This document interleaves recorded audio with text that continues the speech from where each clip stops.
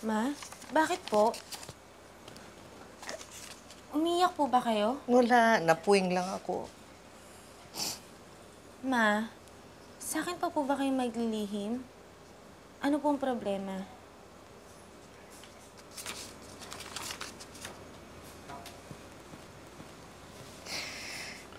And notice of disconnection ng Meralco. Puputulan na tayo ng kuryente pag hindi pa tayo nagbayad. Kaso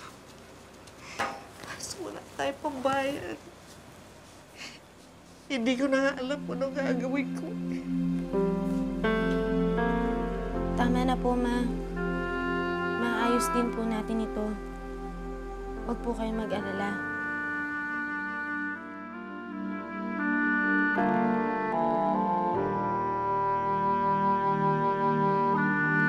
Upang makatulong sa problemang kinakaharap ng kanyang pamilya, nagbago ang isip ni Aifa at nagdesisyon ding sumali sa pakontes ng Eat Bulaga, ang TV Babes.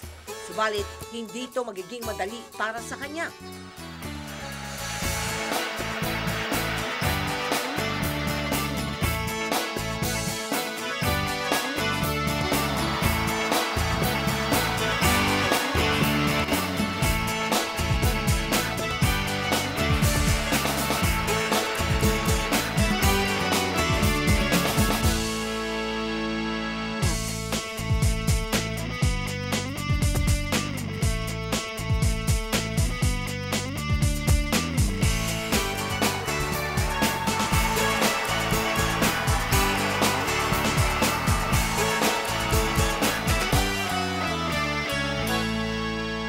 Ginawa mo yun.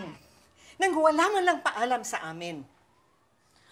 Dahil alam kong Mang, hindi mo ako papayagan pag sinabi ko sa inyo yun.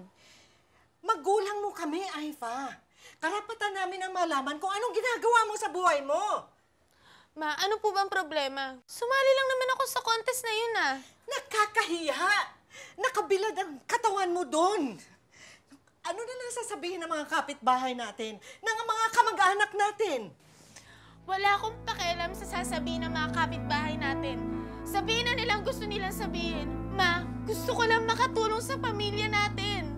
Gusto ko lang makabayad ng kuryente natin.